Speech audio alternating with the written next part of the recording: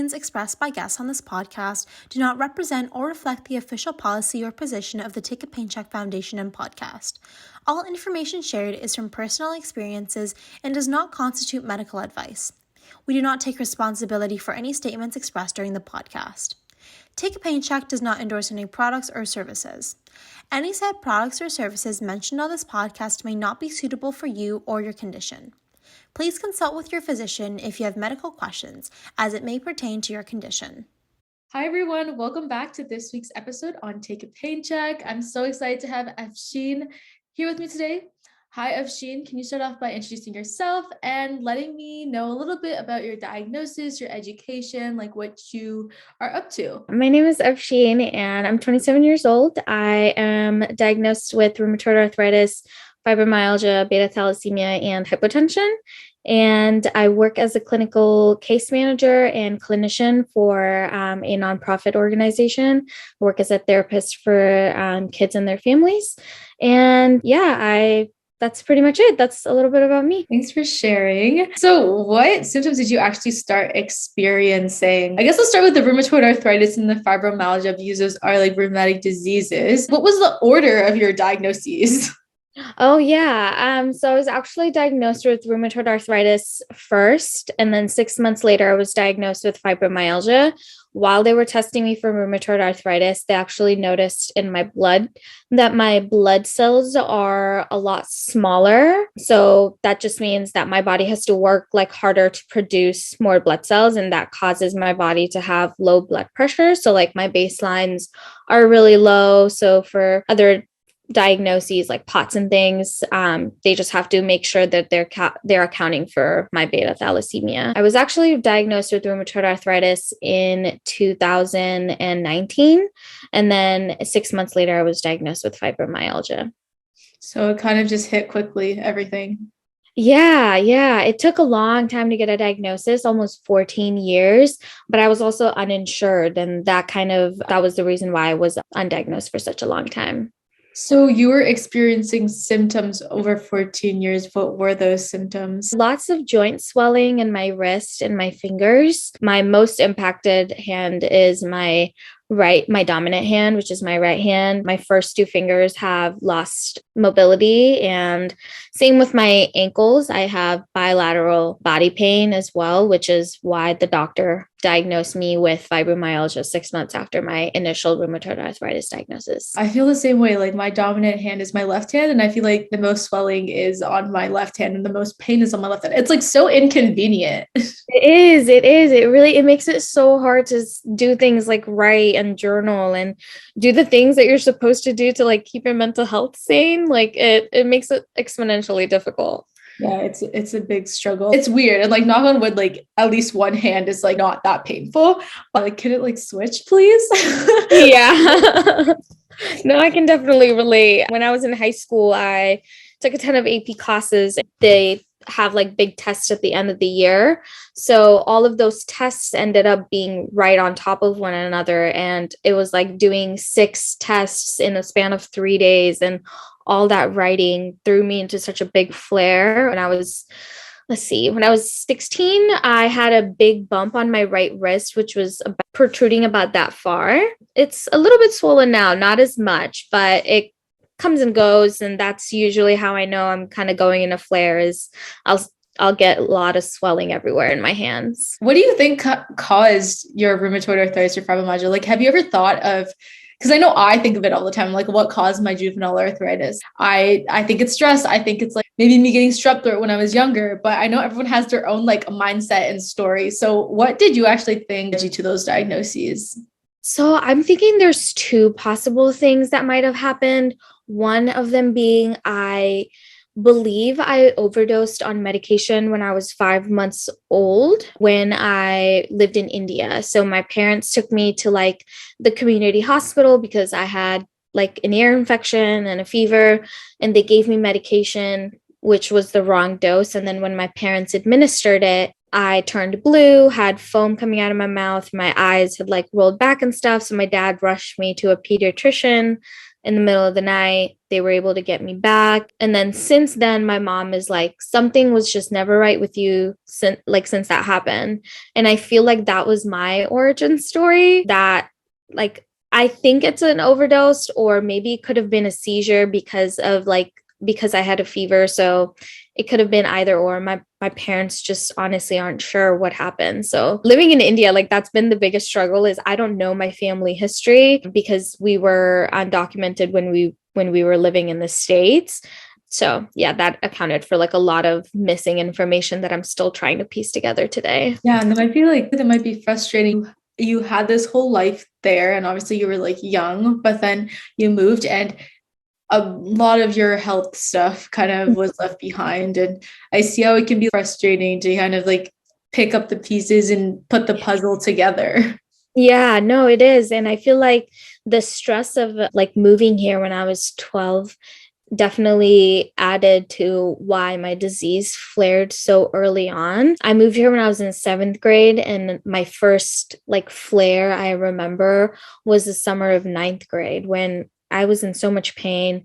In 2008, I wanted to, like, had my dad take me to the ER, and they misdiagnosed it as a sprained wrist, which, like, 14 years later, we found out that it wasn't a sprained wrist. It was just swelling from the rheumatoid arthritis that they discounted as like a sprain. Yeah, moving causes a lot of stress. And I've seen that even in my life. I know you moved literally countries, but Yeah. I moved like from public school to private school. Even that kind of change in environment, that kind of led me to being so stressed. The people there are just so different. I think that can also kind of show from even moving countries, like cultural wise, like it's so different. Like my sister moved from India when she was like 4 years old to here. And like at that time, she was always adapted to like certain cultural practices and like things like that. So then it was obviously harder here. You know, people have their comments to kind of, when you're trying to adapt and change, it takes time, but people just make things harder for you, and then you just get really stressed. So Yeah, and you totally do. You can't help it, right? Because you're almost like programmed by your society when you're younger to be this person that like puts everybody else first. And at least in my culture and my family, that was the case. Like I was taught to put everybody else first, and I was never okay with that. I was always like, no, it's about me. What are you talking about? And maybe that's the younger sibling in me, but I feel like culturally we're just taught to be like more accommodating. So you start kind of putting things away. Like once they diagnosed it as a sprain, I never thought to think that there might be something else wrong when it hurt again. Like, and then my lifters started hurting, and then my ankles started hurting. And I was just like, okay, I just keep getting hurt. Like I'm just clumsy. So that's kind of like became me. I was just like, yeah, I fall a lot. And yeah, my body gets purple sometimes. And that was just symptoms of like Raynaud's or something. And I was just discounting it as like, oh, that happens sometimes. It's just normal, because you just want to protect yourself too. You don't want to think that there's anything wrong. You don't really like go like, that's your first instinct. Oh, there might be something wrong when you're 14. a lot of people have that phase of like kind of denial or trying to protect themselves. I know I didn't. I actually like went to my parents and I was like, okay, something's wrong with me. And they were like, no, it might just be a sprain. And it just made sense because I played some sports. So it just made sense. But I was like, no, there is like literally something wrong because it's not going away. And I don't think that's how like this should be working. And for me, my diagnosis process was quick, but for you talked a little bit about like insurance and stuff and like being not insured. And like I live in Canada, so that's not an issue for me, but I know in the States it's a completely different situation. And I've talked to so many people from the States, and it's not that great. So can you like maybe explain what that kind of is like? Yeah. So basically, if you don't have insurance, you have to pay for all of your visits out of pocket. So you have to be the one doing like cash payments, or you can put it on a credit card at some doctor's offices. When I moved here, my family moved here because my dad was working here. And so we came here to visit him. And then we we stayed here, and we weren't able to like renew our visa, so we became undocumented. And then that's why I was uninsured. And then when you're undocumented, you're also like afraid of being known for like being undocumented, so like you don't go to the hospital. If something's wrong, you hope and pray that it just gets better, or you try to Google things. And when I turned 19 in college, I started powerlifting, and I was feeling great for a long time. And then about a year into it, my body just shut down completely and I didn't know what was going on.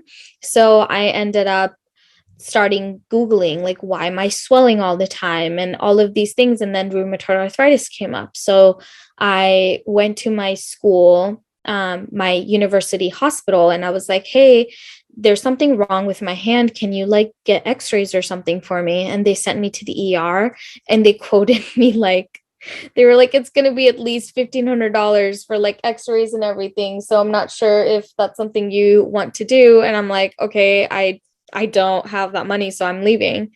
And then I worked at a pain clinic when I was 20. Right after I graduated college, I was working at a pain clinic, and that's where a pain doctor was like, your hands look like you have rheumatoid arthritis. Have you ever been tested for it? When I was just like typing in notes, he noticed my hands and he said that. And I was like, no, but I've been looking at it and that's what I think I might have. And he's like, yeah, no, my daughter has it. And we have a ton of patients. So I definitely feel like your fingers look like my daughter's fingers. So you should definitely get it checked out. So I left that job because they didn't have insurance at the time. And I began working at senior living, and they were providing health insurance. So what you do is you basically pay like $200 a paycheck or however much the premium is. And then you can use that insurance company to fund your medical needs. So I started being able to going to like primary doctors who ordered x-rays, but the x-rays didn't show anything. And then my labs were coming up normal. So they were like, yeah, we think you might be making, this up, or maybe you have anxiety. So they sent me to a psychologist. The psychologist was like, you don't have anxiety. I think you might have like a sleep disorder. So they sent me to a psychiatrist for medication management. And I was like, I don't want to take sleeping pills. Like, I don't have a problem falling asleep. I have a problem falling asleep because like it hurts to lay in bed. No one should be hurting by laying in bed. And they wouldn't get that. So they just thought I wanted like medication, which I could have used, but that wasn't why I was going in. I just wanted some answers. So it wasn't until 5 years after I got health insurance, or 4 years after I got health insurance, I was finally diagnosed. So 10 years without health insurance, and then 4 years with health insurance, like going back and forth with doctors and like arguing for like MRIs done. So yeah, like you have to keep advocating for yourself until they listen to you. I think a lot of people would kind of feel it's relatable. I know for me, like I haven't experienced that, but a lot of people do in the States. They have this like whole journey of not being able to afford medication, afford different things. Mm-hmm. The fact that you had to work multiple jobs to figure out, okay, where am I getting this insurance from? Like, how is it really going to help? And then having healthcare professionals invalidate your experience and say like, oh, you should have this medication instead of that, when that wasn't even the problem. How did that make you feel? Because you just like, you were given medications that were not for the right issue. Yeah. And I just felt I was devastated, honestly. Like I was doing it all on my own. I was living away from my family at the time. And I was so scared that I did something to hurt my body while I was away at school, that like now my family was going to have to like fix it for me. I didn't even really tell them how bad it was. Like my family knew that I had some joint pain in my hand and like I limped sometimes, but they didn't know I was limping every single day. They didn't know that I had to stop taking notes in class because I simply just couldn't keep up with the writing. Yeah, they really didn't know. And I felt so defeated because I just felt really lonely. And then I moved home in 2017, and my family was like, we'll support you so you can get testing done and everything. And when the testing still came back normal and there was nothing showing up, my doctor was like, you might have seronegative arthritis or seronegative rheumatoid arthritis. And turns out it was seronegative juvenile idiopathic arthritis because my symptoms have been present since I was a teen. Yeah. That makes more sense now. But I know I've heard there's like seropositive and seronegative. So I have seronegative arthritis, which means my blood work doesn't show the like ANA or inflammation levels. Okay. And then I know that there's some research that says that seronegative arthritis is like not as severe, but Yeah. it can totally depend on your body, right? And like it also manifests slower for some people, but also is more resistant to like medications in some areas because the doctors don't know what to target. Yeah, I have my rheumatoid factor is positive, so that's nice. But yeah, I feel like everyone has their own research and stories and journeys and information. At this point, it's kind of like we have this condition and we just got to deal with it. Even if it's like not in our blood or if it's in our blood. So I'll have those like symptoms that are present and like those physical symptoms. Yeah, exactly. Because you had the positive ANA factor, it sounds like your diagnosis process went along quicker. Like they were like, hey, you have this. Okay. Yeah. That's so good. I'm glad to hear that. My closest friend in university also has a rheumatic disease and she just got diagnosed with it. And also her levels showed positive in her testing. But yeah, no, she was insured all her life and it took her 28 years to get a diagnosis, even with positive levels. So it just depends on whether or not your doctor like does the right kind of testing and believes that you need that kind of testing. It all depends on your physician, which it shouldn't be like that, but it is. Yeah, it's good that you brought that up. I just did one blood test and that kind of like my family doctor ordered those blood tests and then I did it and the levels were like high for all the inflammation factors. Like they were like 200, 300 where it's supposed to be like it's supposed to be like under 10. That's what kind of, he was like, okay, you have to go see a rheumatologist. And so that was like in the span of maybe a month, I got my diagnosis. And also I think it depends by country on the state and like there's so many factors on like how quickly you can get diagnosed. If your family doctor was not that great, would you even have gotten those blood tests? So I totally agree with you. And so your university friend has a rheumatic disease? Yeah, she does. Me and my best friend were both we were both in college, both flaring, and both had no idea for the longest time that's why we were flaring. We even had like a falling out because we were in so much pain and misery that we pushed each other away. We got back together, obviously. But yeah, it's so funny how life works out that way. So yeah, it's funny. One of my best friends also has a rheumatic condition and now it makes a lot of sense, like why we did things the way we did and how we coped with it and stuff. So it makes sense looking back, and it makes me wish that we had both known prior because I feel like our experiences would have been so different. And I feel like we would have gotten to grow differently. But I mean, I'm just glad we both have answers.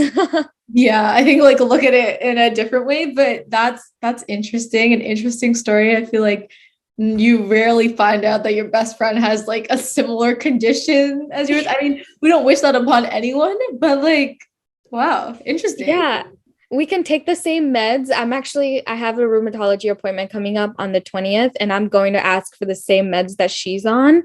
So I'm really looking forward to that. Yeah, it's kind of like you have someone else to, discuss your rheumatic disease and then also like think about, okay, like this works well in her. Like obviously not everyone works the same way. Like it's mostly just trial and error with meds. Mhm. So yeah, give that a shot and Yeah. see how that works. So you mentioned you have RA, you have fibromyalgia. How does the fibromyalgia affect you? Is it also just swollen joints, or are there other symptoms? For me, there's a lot of fatigue with fibro. We thought the fatigue was coming from like the side effects of methotrexate, which is the injections I was taking for a while for rheumatoid arthritis.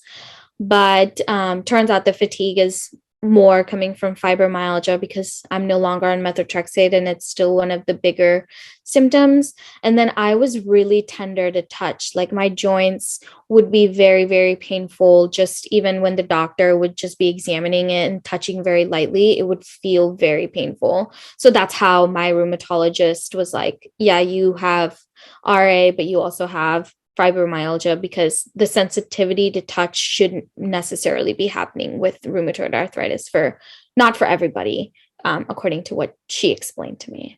Does that mean you take similar medications for both conditions or different ones? They work a little bit differently. So with fibromyalgia, they'll give you more medications that'll treat kind of like the neuropathy and like the tingling, pins and needles kind of pain. And with rheumatoid arthritis, they're more controlling the inflammation around your joints, so and organs. So slowing down the progression of your rheumatic disease, which I really appreciate because I feel like that for me is really important. Like I can deal with the pain all day. I just couldn't deal with my disease progressing faster because I still want to do all the things, like, so I don't want to feel like I'm chasing my life. I want to be able to like stay in the moment and enjoy it. I was on methotrexate for the RA part. For fibromyalgia, I've tried a few things. I've tried gabapentin, which treats like the neuropathic pain. It actually gave me chronic UTI symptoms, so I ended up discontinuing taking those with my doctor's consultation. With RA, I do a lot of like ice treatments and cold water treatments on my joints in the morning, especially for my hands and feet, which are the worst. And then I'm also on Enbrel for my RA. So you brought up some of like the ice and bath and hot and stuff like that, and kind of the alternatives to relieve some pain. Is there anything else you do to manage your pain and your symptoms? One of my favorite things is just being able to, like, when I can, go on walks and hikes, just getting out in the nature. My partner found some really good accessible for me trails that I can go to where my service dog can swim and get her energy out. And swimming is also supposed to be, like more gentle for your joints. So I'm learning how to swim. I started last summer. It was really scary, but I'm learning, and I'm hoping this summer I'll be able to get something out of it, like even with a life jacket, just being able to move in the water, I think might be really helpful. And then I mentioned that I have a service dog. So when I do go on hikes and stuff, I use her for mobility support. She is training for my mobility, and then she does leg elevations, and like she helps me elevate my limbs if they get sore and painful. And when I just get really dizzy, she helps me elevate my legs and kind of gets me back to my baseline. So what kind of led you to, get a service dog? I realized that I wanted to work with kids exclusively, and that made me want to get a service dog instead of a traditional mobility device like a walker or a wheelchair. I would like to use a walker, but I feel like working with little kids, it's easier for me to put my dog in a downstay and chase them around. Whereas if I had to like use a walker to get around, like I wouldn't be able to like throw my walker on the side of the street and chase a kid, right? So sometimes I have to like chase kids around because they are either like eloping or they are like putting themselves in dangerous situations, and I need to be able to like move quickly with them. So a service dog just happens to work a lot better for me in terms of like a mobility device. And then because I have other conditions like hypotension and like PTSD and psychiatric symptoms, she also does other tasks that are more geared towards like her psychiatric service dog abilities. Okay. So in terms of, you said you work with children, is that your job itself? Yeah. My job is working with little kiddos and some teenagers. We like go to their schools, we go to their home. What kind of led you to do the work that you are doing today? I guess obviously you would have to have some sort of story or passion or. I actually started out wanting to be a police officer. So I did criminal justice in my undergrad, and I did not like that at all, but I loved that I got to work and study about like learning about kids and how they develop. And I really fell in love with that. So I started working with kids who have autism and like kids on the spectrum. And that was really fun. But then I started a master's program and learned more about like how disabilities work and what it is like to be somebody who is like fighting for a diagnosis for autism. Just all of those things kind of came into like this little bubble of, hey, I think this is what you're supposed to do. I think you're supposed to be working with kiddos and raising awareness for kids and individuals with disabilities, because it's such an integral part of my life, and I never expected it to be this way, but it is. And I could not be more happy. I hate that like the journey, it took me such a long time to get here, but I don't think I'm like regretful that like this is my diagnosis. I'm just like really happy that I have answers and that I have that treatment now, and I can advocate for other people to get treatment too, because it is real. Like I was never making any of this up. And like so many of us feel that way even after getting a diagnosis. And I was just on live talking about this with somebody else, and we were just getting on about like traveling and ableism, and how when you're young and you're traveling, it's really difficult because you're constantly fighting to be accommodated. So I've come to like really wear that label of disabled individual like proudly, because once you take away that label, you're taking away my accommodation, and that does not work for me. That makes my life harder. So I think this is why I ended up working with kids. I want to be able to empower them, and I want to be able to like teach them that it's okay to fight for themselves. Wow, inspirational. Sorry. That was like really inspirational. That's like so good to see you kind of after so many years now you know what you're doing. You're kind of using your story to change other people's lives, and like what you've learned to make sure other people's lives after this, or it's like it's going to be better for them. There is light at the end of the tunnel, and you have shown us that. I did want to ask you if you did have any instances where you were actually judged for having a service dog. Like you mentioned all the positives, but were there any situations or stories where people asked you like why? Yeah, all the time. I get asked like, "Oh, are you training her? Or are you training her for somebody?" People assume I'm usually training her for someone else. And when I'm like, "No, I'm training her. Like she's fully trained. She's my service dog." She'll be like, "Oh, what's wrong with you?" And I'll be like, "Well, that's personal information, but when you go in public, the only thing that like a public place can ask you is that a service animal?" And then you answer yes, and then they can ask what type of service do they provide. And then I answer mobility and psychiatric support, because that's what my service dog does for me. And then I feel like I was just on vacation in Long Beach yesterday and the day before this weekend, and we were judged so harshly because we had a service dog. And I feel like we had such a great time with our friends, but it was kind of like we had to fight so hard for Sammy to go with me on the boat. Like they wanted to muzzle my dog, and I'm like, no, she needs to be able to lick me to alert me if I'm about to faint. So that's not going to work. Like she can't be muzzled. She's a service animal, and it's just a lack of lack of understanding, right? Like a lack of knowledge on their part. So we had incidents in the airport. We had incidents when we were traveling on the boat. We didn't have any major access issues in restaurants, but I get it all the time. People are like, well, what if I'm allergic to dogs? And I'm like, well, your allergies are one thing, but she makes it so I can live safely. Like, that is a medical necessity. She's just like an oxygen tank. And that's how I explain it to people, is she's just as important as an oxygen tank would be if I needed one of those. So she's like the same level of importance. And I know people assume that she's like a emotional support animal because I don't physically look disabled. So it's easy to assume that I'm a young, healthy person. But I think that's the first wrong thing we do as humans, is we look at someone and we make a list of assumptions, right? Like, oh, is this person safe to talk to? Is this person going to judge me? Is this person? But in all of those, you're also like probably making up all this wrong information in your head.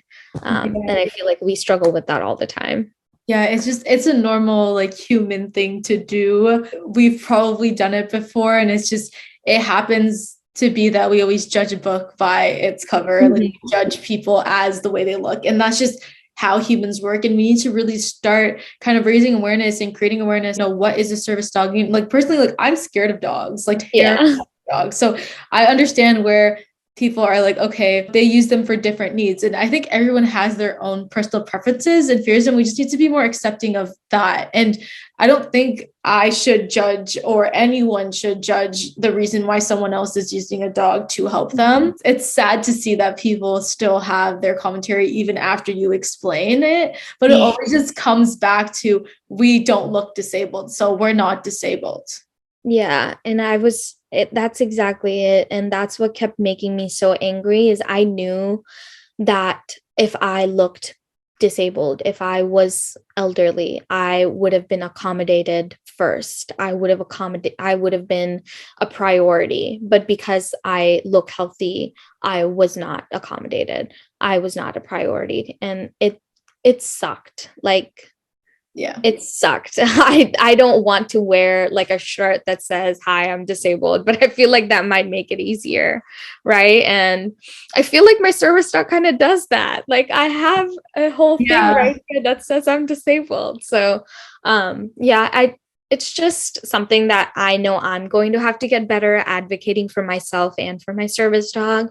I know I tried my best to like advocate for us, but I also got tired of fighting, I just wanted to enjoy time with my friends. So I feel like I gave up a lot on this trip, but in future, I'm not going to. I know I'm going to be like, no, she's legally going to come with me, and I'm going to record them. I like recorded an incident that happened, but the whole time I was recording my face instead of their faces. You tried. That's all that matters. You tried. I tried really hard. I was so mad, but we made it. And I mean, this isn't going to stop us from going out and exploring and creating awareness. I think it honestly fueled my fire to like keep going harder for it and like keep fighting harder. So yeah, that part I do look forward to, is the keep going on it and like keep raising awareness, because there just isn't right now, especially like in the Desi community, in the Indo-Pak and Bangladesh and the whole area. Like I feel like our Desi community isn't as accepting of accommodations for young people, even when it comes down to clothing. I feel like it can be very isolating for people who have disabilities.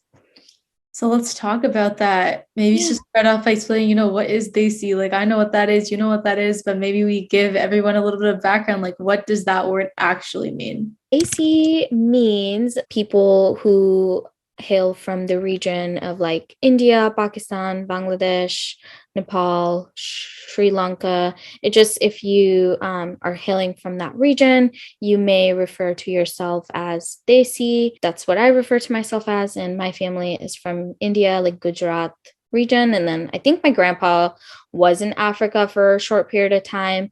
But yeah, that's kind of where I come from. Let me know, like, what are some of the things that have happened throughout your rheumatic disease journey, that are there any cultural barriers that came to you because of your disease? Did anyone say anything from because of your culture, where you're from, about your invisible disability or anything? I think that's where probably would be best to start. Yeah, that sounds great. So culturally, that has been such a huge part for me because I don't feel as connected to my spirituality anymore because of my invisible disability. Like churches, mosques, places of worship aren't protected by the ADA in the same way that businesses are. So, like, I can't take Sammy to mosque with me, which is fine because usually I have my mom or my siblings there who can support me if I need it. But again, like, it's just that one sacrifice I have to make to be able to connect with my community, right? But yeah, I used to do henna when I was younger. So when I moved here from India, everyone was obsessed with my henna and they would line up in my mosque to get henna done. And it was a party and I loved doing it. But then, 2 years went by and I was like in a lot of pain and I didn't want to do it anymore. So I started saying no and people got mad, like really mad.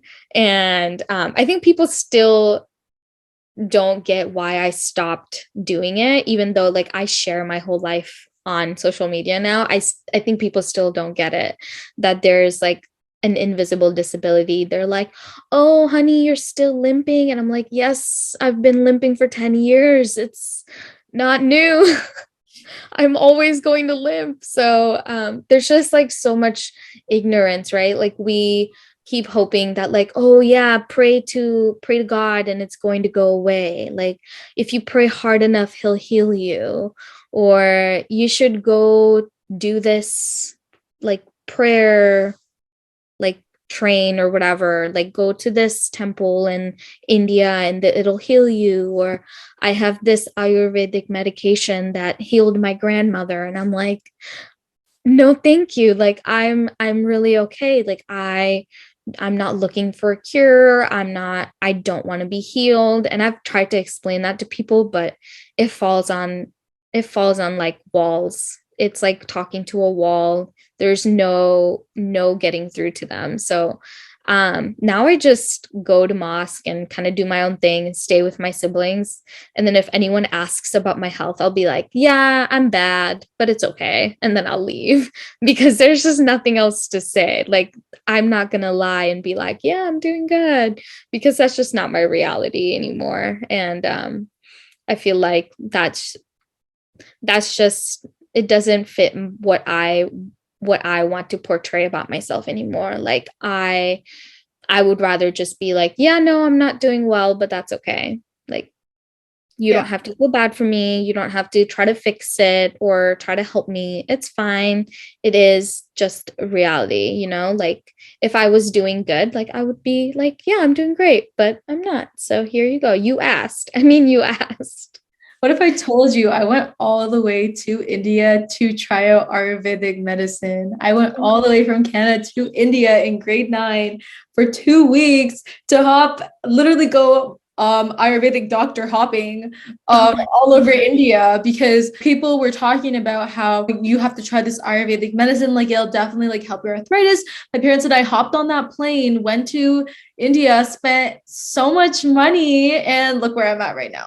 Yeah, same thing, right? Like my mom literally just came back from India in February and she brought back this medicine, like because she really believes that it's going to cure me. And I was like, I can't take that because I'm on this medication and I'm like never going to take it. And then my siblings had to explain to her. I have older brother and his wife.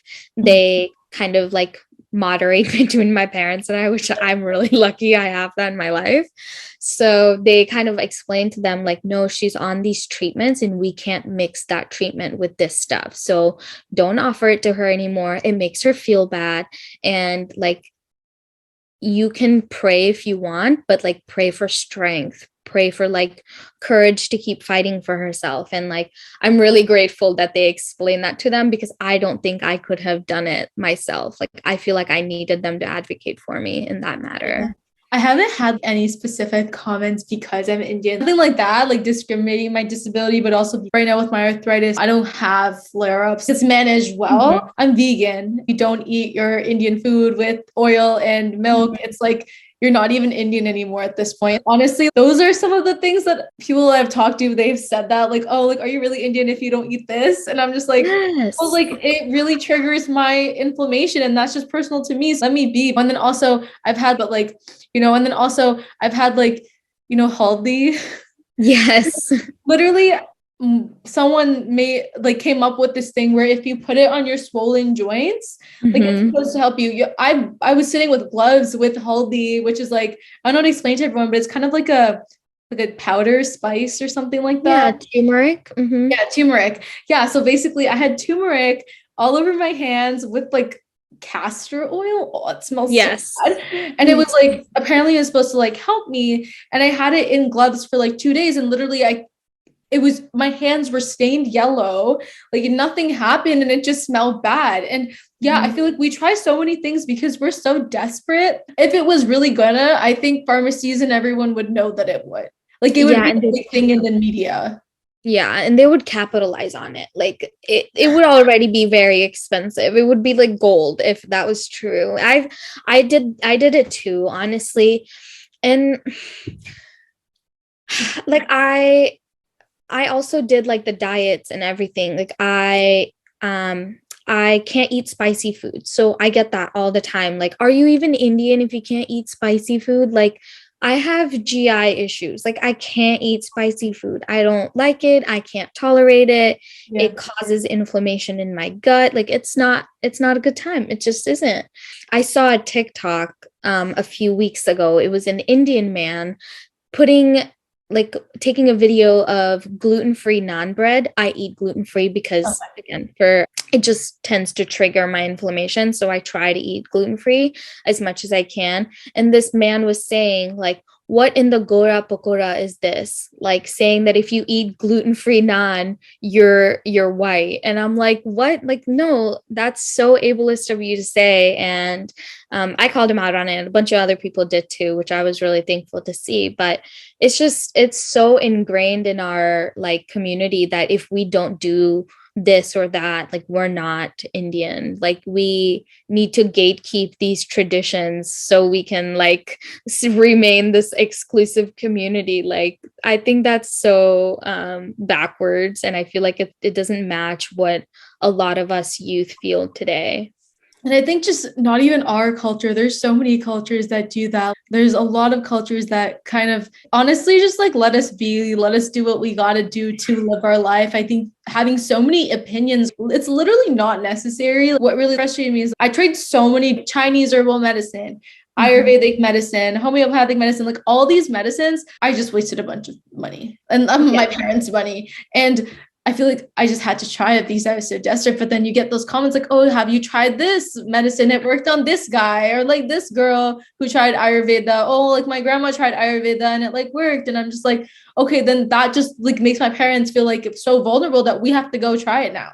Yeah, same. Like I don't blame them, right? Like when I went gluten-free, my mom fully believed it was going to cure me. But I'm like, no, mommy, it's like temporary things you can do, but your body's still going to do what it's going to do. Like you can slow down the things that are going on in your body with medications and supplements and stuff, but it's like an ongoing train. You can manage it. You can add things or take out things from your life to be able to like live comfortably and have a good quality of life. That's kind of my goal, is just to really keep living as best as I can. Like I know I'm going to face discrimination.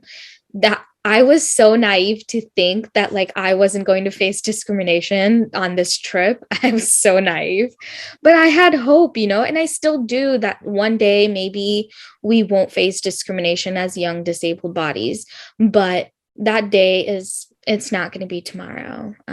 But I think what you're doing, it gets us one step closer. So yeah, it's really great that you're doing that. Thank you. But also, let's talk about what your platform is like on Instagram. I know you have an Instagram account and you're raising awareness about being brown, but then also being disabled and having a service dog. So can you talk a little bit about your platform and what you're doing to kind of raise awareness and what you provide to other people? Yeah, thank you so much. So I'm actually working on creating a podcast with some other disabled members of the community. I want to be able to share people who are of Desi background, their stories and their experiences with disability. One thing that I know that I want to really dive into is like the stigma of being too ill and being like quote unquote damaged goods, as my ex-mother-in-law called me. So I know it was a whole thing. Even though her son was also disabled, it was wild for her to say that. But it's just, I want people to know that there's no such thing. Like, you can be disabled and be a productive member of the community with your abilities. It doesn't have to be fit into the normal, typical box. That you can create your own box as disabled people, that we're still valid even if our disabilities aren't visible, and if we're young, we still deserve accommodation. We don't have to park in the furthest disability parking spot. We can park in the parking spot that fits us best. Like, we don't need to park far away, so somebody that's more fitting the box of disability can use that spot, or do whatever makes you feel comfortable. And that's why I created the platform. I also want to do a podcast in Hindi so people in India can like really understand and grasp the concepts. So I'm getting better at my Hindi and like learning Hindi and like writing it so I can translate my posts in Hindi for other people to be able to read it and use it so they can raise awareness in their communities too.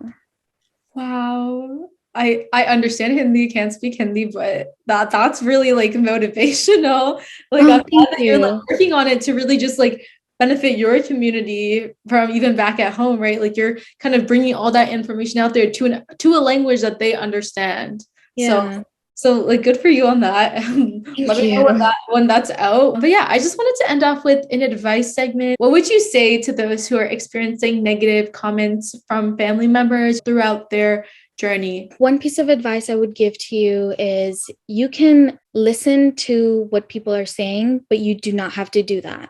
You don't have to do what they're saying. I know that like you are going to want to try some things to make yourself feel better, and it's okay to try those and like it not work for you. It's okay. Like, you're not less than because you went and like tried all of the medications you possibly could. You are a warrior, regardless of what other people say about your decisions.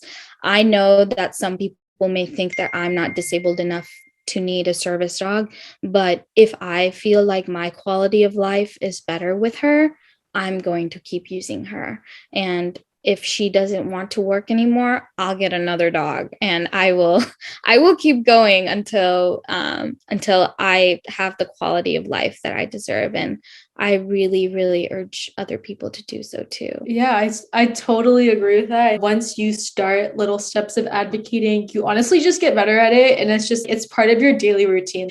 You just do it. You just end up doing it, and you do it to make your quality of life better. And that's what you've been doing. Thank you so much, Afshin, for coming on to the podcast and sharing your story about your long-awaited diagnosis story. We discussed patient advocacy and finally being diagnosed after 10 to 14 years. Like, that's insane.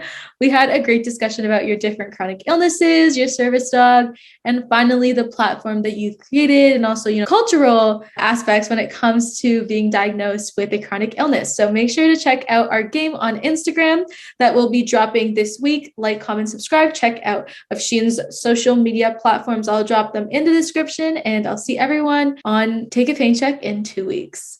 Bye. Bye. Thank you. Bye. I can't hide, 'cause growing pains are keeping me